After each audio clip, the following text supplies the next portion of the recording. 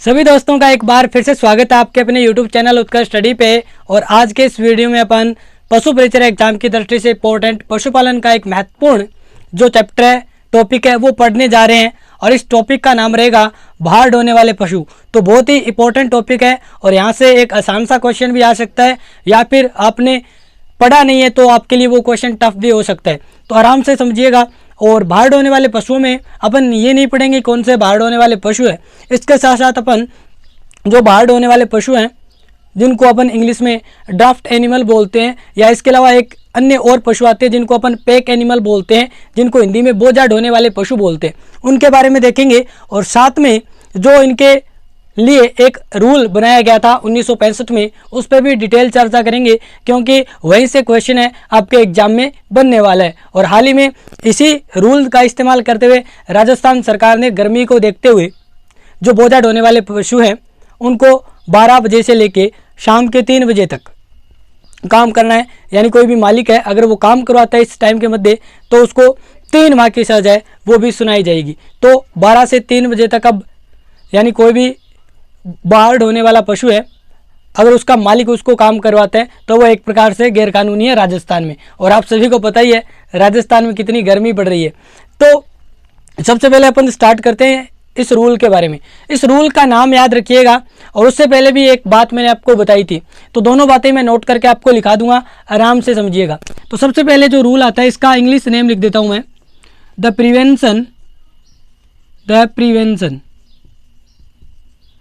Prevention of cruelty, जिसको हिंदी में अपन क्रूरता बोलते हैं। तो the prevention of cruelty to draft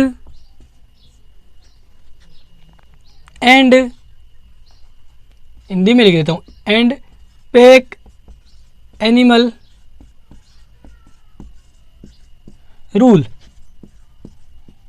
rules है, ठीक है। और ये कब का है? 1965 का।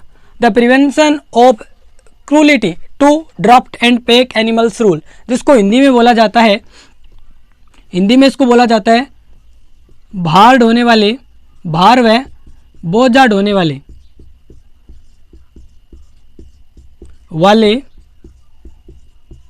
पशुओं के प्रति क्रूरता निवारण नियम, क्रूरता निवारण नियम। तो ये बहुत ही महत्वपूर्ण है। अगर यहाँ से क्वेश्चन बनेगा तो ये क्वेश्चन बनेगा, इस एक्ट के बारे में आपसे पूछेगा कि ये जो एक्ट, सॉरी अधिनियम नहीं है, ये नियम है, रूल कब आया? तो 1965 में आया।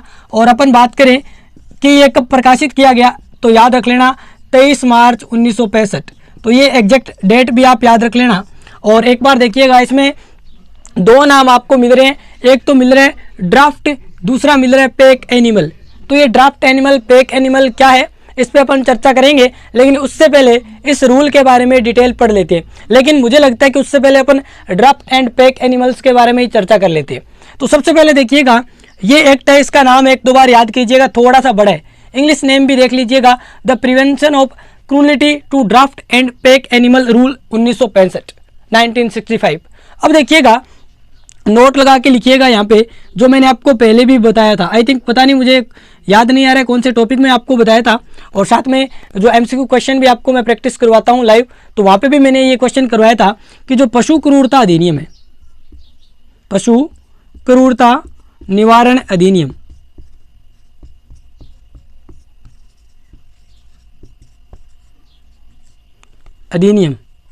ये आया था 1960 में। तो याद रख लेना दोनों बातें कि जो भार व बोझा ढोने वाले पशुओं के प्रति क्रूरता निवारण नियम है वो तो आया था 1965 में, लेकिन पशु क्रूरता निवारण अधिनियम आया था 1960 में। तो ये बात भी आप याद रख लेना। अब अपन पढ़ते हैं कि ये ड्राफ्ट एनिमल क्या होता है। ड्राफ्ट एनिमल, और दूसरा आता है ये पैक एनिमल क्या होता है, ठीक है, पैक एनिमल। तो ड्राफ्ट देखिएगा इंग्लिश में ऐसे लिखते हैं, लेकिन इसको आप पढ़ेंगे तो आपको लगेगा ये ड्राउट है, लेकिन ये ड्राफ्ट एनिमल है, ठीक है, ड्राफ्ट एनिमल। इसका वैसे पूरा ही अपन ड्राफ्ट नहीं बोलेंगे, ड्राफ्ट बोलेंगे इसको। तो देखिएगा इधर वाले को बोलते हैं पैक एनिमल्स। तो क्वेश्चन यहीं से बनेगा कि कौन सा पैक एनिमल है, कौन सा ड्राफ्ट एनिमल है, इंपॉर्टेंट है। अब देखिएगा, इनका अगर अपन अर्थ जान लेते हैं तो अपन पता लगा सकते हैं कि कौन सा ड्राफ्ट एनिमल है, कौन सा पैक एनिमल है। तो सबसे पहले देखिएगा, ड्राफ्ट एनिमल क्या होता है। ड्राफ्ट एनिमल ऐसा होता है जो कोई भी सामान है, जो कोई भी वस्तु है, या जिसको अपन माल बोलते हैं, कोई भी माल है, इसको खींचता है। ठीक है, यानी जैसे अपन बात करें बैल है, तो बैल क्या करता है, हल खींचता है। इसके पीछे गाड़ी होती है, बैलगाड़ी, तो उस गाड़ी को खींचता है। ठीक है, तो जो भी एनिमल जो सामान, वस्तु या माल को खींचता है वो कहलाता है ड्राफ्ट एनिमल। और साथ में ही ये जो ड्राफ्ट एनिमल है, इनका जो उपयोग है वो कृषि कार्यों में किया जाता है। ठीक है, एक बार आपने अर्थ समझा ड्राफ्ट एनिमल का। अब देखिएगा पैक एनिमल क्या होता है। पैक एनिमल को अपन बोलते हैं, हिंदी में बोले तो बोझा ढोने वाला बोल सकते हैं, बोझा ढोने वाले, ढोने वाले।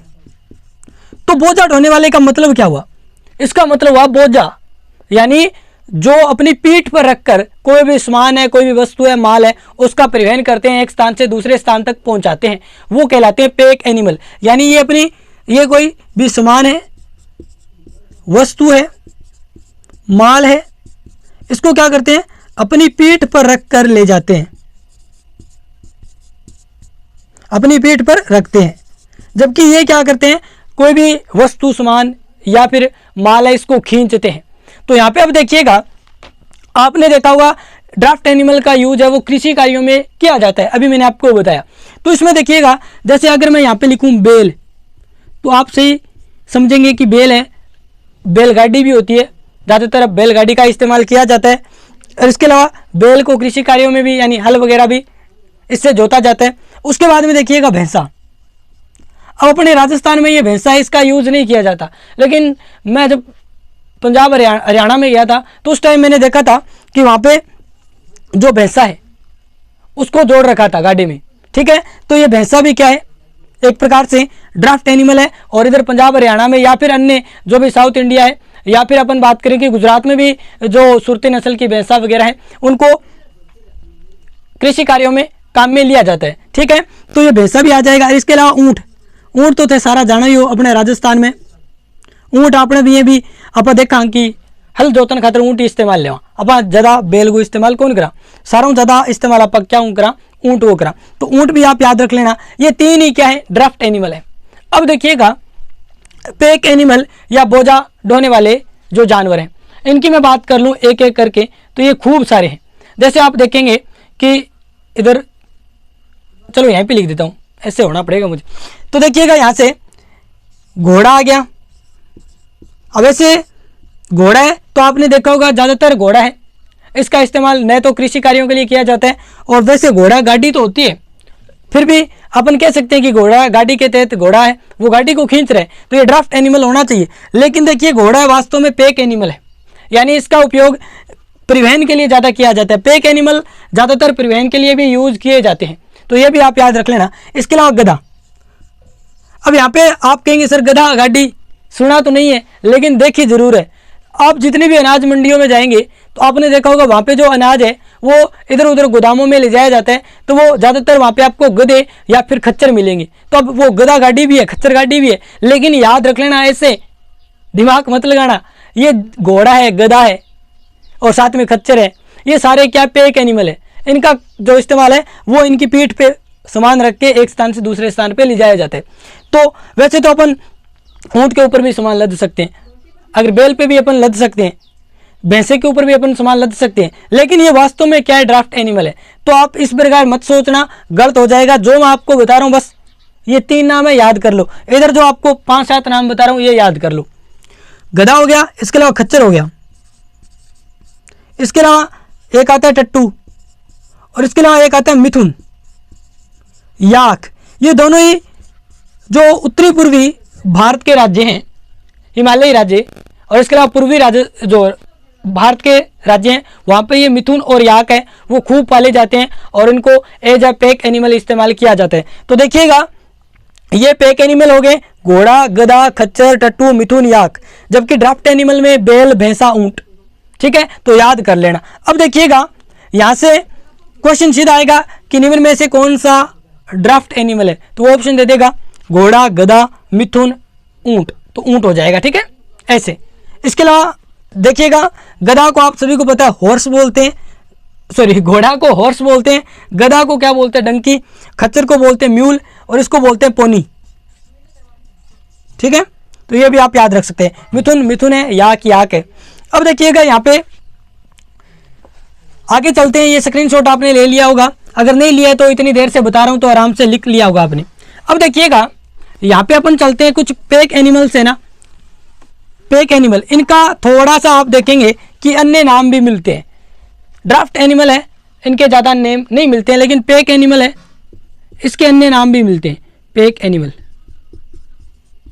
पैक एनिमल को बोला जाता है beast of burden. Beast of burden, burden का मतलब होता है बोझा और बीस्ट का मतलब होता है ढोना। तो हिंदी में अपन बोल सकते हैं कि बोझा ढोने वाला, यानी बोझा ढोने वाले पशु, और इंग्लिश में बोलेंगे बीस्ट ऑफ बर्डन। तो आपसे वो पूछ सकता है, वो पैक एनिमल न देके वो सीधा पूछ सकता है कि निम्न में से बीस्ट ऑफ बर्डन वाला पशु है। तो आप सोचेंगे बीस्ट ऑफ बर्डन क्या आ गया, तो याद रख लेना बीस्ट ऑफ बर्डन का मतलब होता है बोझा ढोने वाला, यानी पैक एनिमल, बोझा ढोने वाला। अब देखिएगा इसी को बोलते हैं स्मप्टर। स्मप्टर, स्मप्टर एनिमल, इसको क्या बोलते हैं, स्मप्टर एनिमल। दिख रहा है क्या, तो ये स्मप्टर एनिमल भी इसको बोला जाता है। ऊपर लिख देता हूं, आई थिंक नहीं दिख रहा होगा आपको। तो ये स्मप्टर एनिमल इसको बोला जाता है, यानी पैक एनिमल्स को स्मप्टर एनिमल भी कहा जाता है। तो याद रखेंगे पैक एनिमल्स के इतने नेम हैं, यानी दो ही नेम है। पैक एनिमल को वैसे हिंदी में बोझा ढोने वाला, इंग्लिश में बीस्ट ऑफ बर्डन बोला जाता है। इसके अलावा इसको स्मप्टर एनिमल के नाम से भी जाना जाता है। तो ये आप लिखेंगे। इसके बाद में अपन आगे पढ़ते हैं। ये जो आपका the prevention of cruelty to draught and pack animals rule, इसके बारे में जो महत्वपूर्ण बातें हैं वो मैं आपको बता देता हूं, और यहीं से आपके एग्जाम में क्वेश्चन आएगा। और साथ में जो हाल ही में राजस्थान ने इस अधिनियम या इस रूल के तहत, इस नियम के तहत जो कानून बनाया है उसके ऊपर भी चर्चा कर लेते हैं। तो देखिएगा और जो बातें हैं ना, बाकी बातें वो मैं आपको कल पढ़ाऊंगा। तो देखिएगा सबसे पहले यहाँ पे ये आपने नोट्स आराम से बना लिया होगा। अब देखिएगा इस रूल की कुछ बातें हैं, यानी इस नियम के कुछ महत्वपूर्ण बातें हैं वो मैं आपको बताने वाला हूं। जिसमें देखिएगा ये जो नियम है आपका, ये जो आपका रूल है, ठीक है, इस रूल का जो 6 नंबर रूल है, इसमें अलग अलग नियम है। जैसे अपन पढ़ते हैं ना, कोई भी अधिनियम होता है तो उसमें धारा होती है, धारा नंबर 1 धारा, फिर उसकी अलग अलग नीचे और सब धारा होती है। ठीक है, तो उसी प्रकार सब सेक्शन जिसको अपन बोलते हैं इंग्लिश में, तो उसी प्रकार यहाँ पे नियम है और फिर सब रूल्स भी है, यानी उपनियम भी है। तो देखिएगा जो छठा नियम है वो बहुत ही महत्वपूर्ण है। छठा नियम देखिएगा, छठा नियम में 3 उपनियम है। कितने? 3 उपनियम है। 3 क्या है? सब रूल है। ठीक है, 3 क्या है? सब रूल है। तो देखिएगा 6 फर्स्ट, यानी छठे नियम का उपनियम नंबर 1, इसमें कहा गया है, यानी याद रख लेना, ये क्वेश्चन आपके एग्जाम में आ सकते हैं कथन के माध्यम से, यानी निम्न में से सत्य कथन है, असत्य कथन है, वो भी आ सकता है, या फिर सीधा पूछा जा सकता है। तो पहला कथन, यानी पहला जो उपनियम है वो याद रख लेना कि कोई भी मालिक है जो मतलब बाहर ढोने वाले पशु रखता है, तो वो अपने पशु से 9 घंटे से अधिक कार्य नहीं करवा सकता। यानी कहने का मतलब है कि ये याद रख लेना, एक दिन में, यानी एक दिन में अधिकतम आप एक पशु से, बाहर ढोने वाले पशु से या बोझा ढोने वाले पशु से एक दिन में 9 घंटे ही कार्य करवा सकते हैं। अगर आप 9 घंटे से अधिक कार्य करवा रहे तो वो उस पशु के प्रति क्रूरता है। ठीक है, तो याद रख लेना, ये पहला ही जो 6(1) है, ये जो रूल है बहुत ही महत्वपूर्ण है कि पशु से 9 घंटे से अधिक कार्य नहीं करवा सकते एक दिन में। इसके बाद में जो 6(2) है, ये कहता है कि बिना आराम के लगातार पशु से 5 घंटे कार्य नहीं करवा सकते। यानी कहने का मतलब है कि लगातार 5 घंटे बिना ब्रेक आप कार्य नहीं करवा सकते। यानी आपको बीच में क्या ब्रेक देना पड़ेगा, और आप बिना ब्रेक लगातार 5 घंटे अगर कार्य करवाते हैं तो इस रूल के तहत वो गैर कानूनी है और एक प्रकार से वो पशु के प्रति क्रूरता मानी जाएगी। उसके बाद में 6(3) आता है, ये सबसे महत्वपूर्ण है, इंपॉर्टेंट कर लेना, ये भी इंपॉर्टेंट है, लेकिन ये राजस्थान से जुड़ता है। हाल ही में राजस्थान ने इस रूल का इस्तेमाल करते हुए, इस रूल के सब रूल का इस्तेमाल करते हुए एक कानून बनाया है, तो वो इंपॉर्टेंट है। देखिएगा, बिना आराम के लगातार पशु से 5 घंटे कार्य नहीं करवा सकते, ये दूसरे। तीसरा रूल देखिएगा, तीसरा रूल कहता है कि जिन क्षेत्रों में तापमान 37 डिग्री सेल्सियस या जिसको बोलते हैं 99 डिग्री फ़ारेनहाइट से अधिक है, वहां पशु से 12 से यानी दोपहर 12 बजे से 3 बजे तक कार्य नहीं करवा सकते। तो देखिएगा, ये रूल है, ये इस रूल में लिखा गया है और 6(3) में